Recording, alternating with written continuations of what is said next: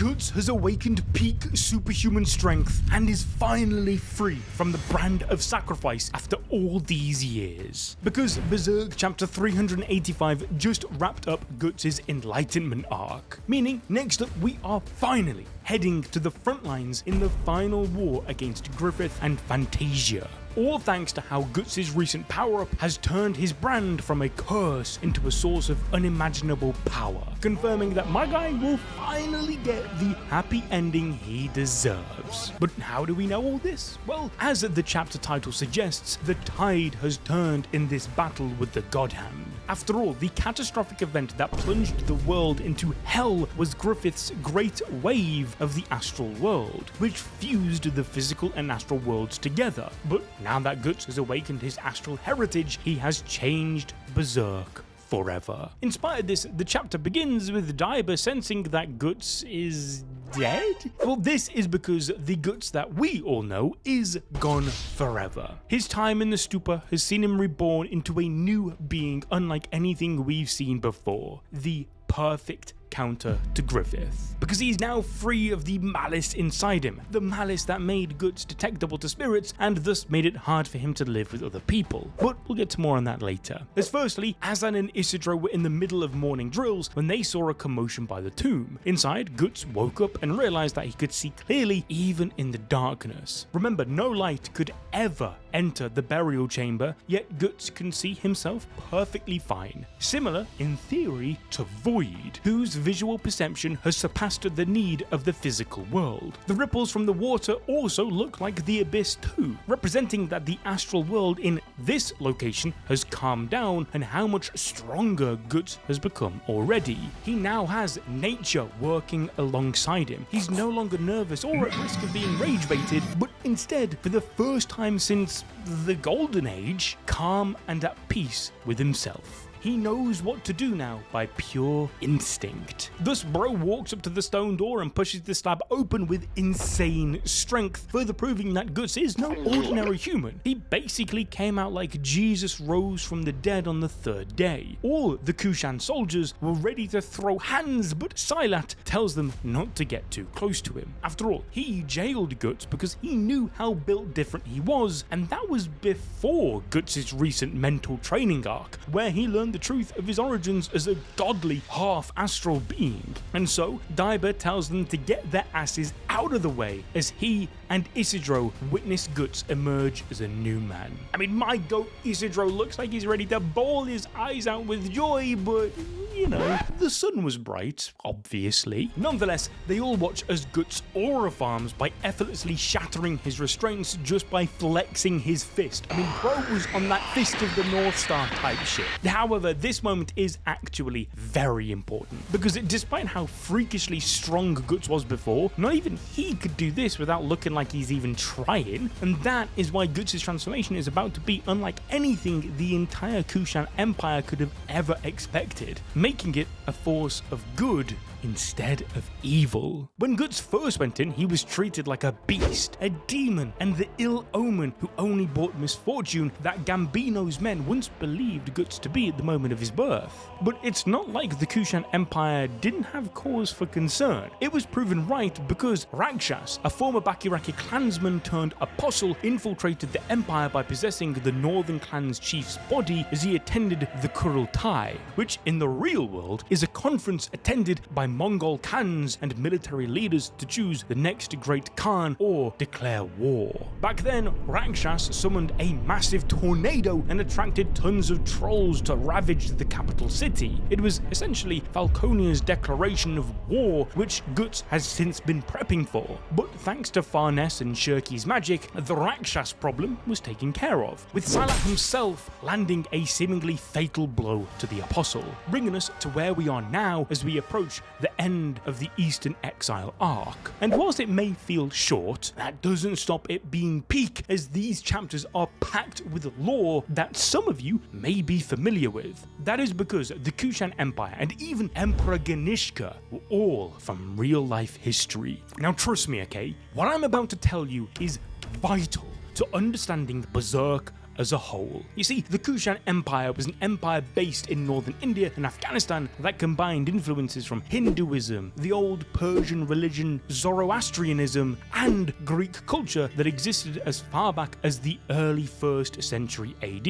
Now in Berserk, the Kushan Empire is also sort of a mixed match of cultures, this time from the much later Ottoman and Mongol empires. Their capital resembles Istanbul, but their religion is a blend of Hinduism and Buddhism. The empire was ruled by an emperor who was elected by the Kurultai, the council of clan leaders. However, its society followed an Indian caste system, with the Brahmin being respected even above the royal family. The Brahmin class also practice similar magic to the witches of Elfhelm, but it is more messed up, focusing on controlling animals by planting spirits into them rather than communicating with them as equals. Their magic turns animals like crocodiles, tigers, elephants, and whales into twisted mutants called Pishaka Gana, with Daiba able to tame the strongest Pishaka called the Kundalini, an astral world serpent that is on the same level as a polytheistic god, but lower than the 4 kings of the world and the God Hand, of course. Nonetheless, this all happened before Daiba made the man-made Behelit, which housed enslaved women forced to produce demon babies like the Daka, or turned Ganishka into the mutated blind god of destruction Shiva. But as Berserk's final battle approaches, with Guts, they could cooperate with the witches, who are now refugees living in Kushan and have a more positive relationship with the Astral World. It will be like how Guts was Griffith's shortcut towards his dream, preventing needless sacrifices out of his own band, because Guts has the strength and sheer willpower to overcome anything. He is the path to free Kushan from their own karmic cycles. Guts will transform them from having the reputation as barbaric conquerors to the country that saves humanity and the Astral World from the God Hand. Which is when Puck flies up to Guts and checks on his brand of sacrifice, surrounded by Flora's talisman, now filled with a lot of alchemical signs. But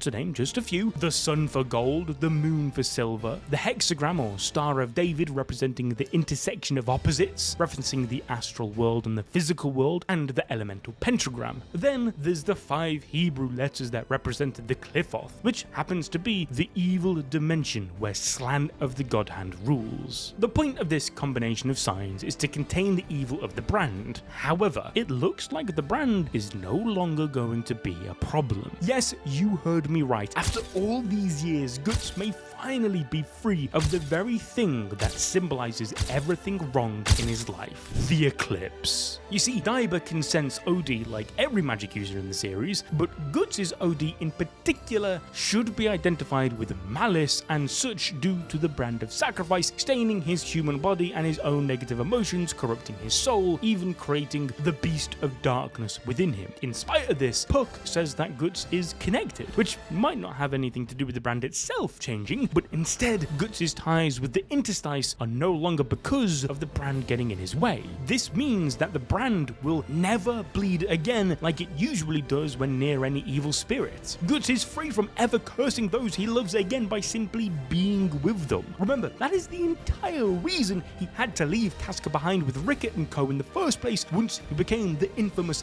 Black Swordsman. Now though, Puck is able to literally see Guts' direct connection to the astral realm. Something we haven't mentioned though was how when Shirky saw Guts fight against the trolls in chapter 208, she says that Guts gained superhuman strength because he lived in the interstice where the mind can influence matter. Shirky's theory works in principle because Guts had to be constantly exposed to the supernatural, fighting spirits each day and night just to survive. But as we know, Guts was always facing the worst of the worst even before the eclipse. Not only surviving his weird-ass birth, but also fighting 100 men by himself to protect Casca, and, of course, most impressively, wounding Zod, the first human to do so in 3 centuries. Yet since then, Guts' power has multiplied by an inconceivable amount, and so now as the final war nears, Guts is fully attuned to the astral realm rather than pushing through with sheer rage or relying on the berserker armor, which, as we know from the Skull Knight, would only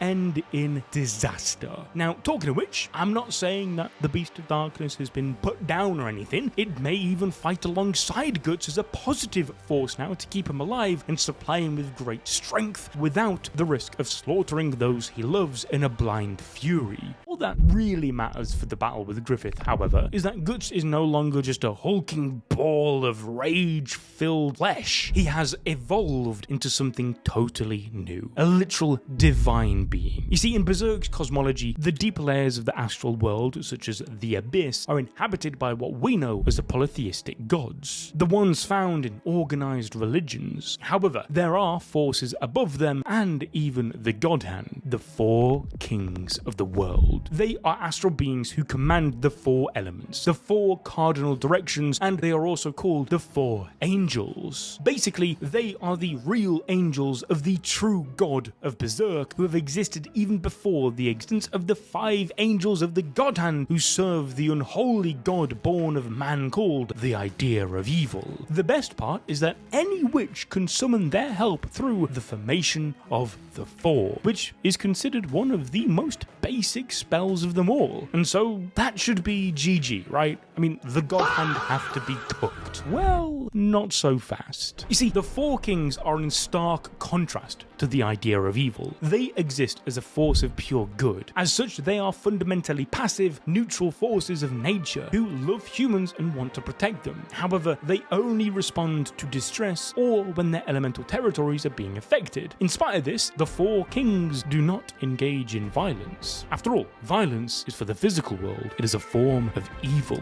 When Shirky called for their help in chapter 209, they erected a barrier to protect the local church of Enoch Village and drive away the trolls, but that's it. Furthermore, we can't forget that Guts has never trained to do magic spells, but instead just throw hands and smash demons. That being said, the situation right now is very different. Thanks to Griffith and the great wave of the Astral World revealing all of humanity's fantasies and anxieties, it means that Griffith and his forces of apostles and humans are also entering territories exclusive to the Astral World, such as the kingdom of the Jotuns or giants. Slowly, Griffith is conquering lands that astral beings called home, all for the sake of protecting humanity. In reality, Griffith's endgame is to build a new world without the astral world, leaving only the physical world and whatever fantasies Griffith can control. Through his connection to the Abyss, he can temporarily bring back the consciousness of those who died, to give the people under his protection a chance to say goodbye to their loved ones. But what if Griffith can make this permanent? If the astral world is fused and then fully conquered, he could drive away its inhabitants and even threaten the Four Kings, forcing them to ask for Guts' aid since they cannot intervene directly. I mean, like I said, because Guts exists outside the story, his OD cannot be read by Daiba, the greatest sorcerer in Kushan. And without this malice, Griffith will not be able to manipulate and defend himself from Guts so easily. Furthermore, without that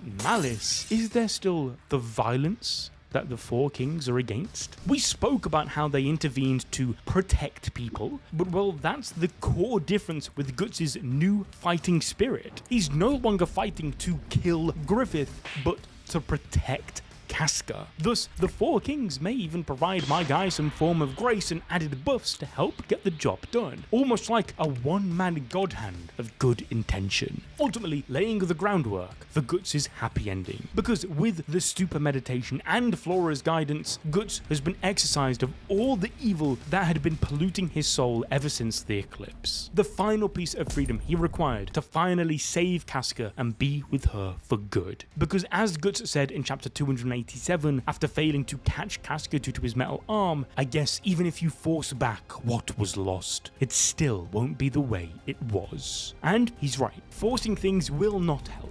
He just has to let things be. His old life as a member of the Band of the Hawk is gone for good. His relationship with Casca will never be the same, but that's not to say it's over. And thanks to that realization, Guts has the calm focus needed to stick to the goal of stopping Griffith once and for all. But if you want some more peek, and you want to learn about the God Hand, then check this video out on your screen right now.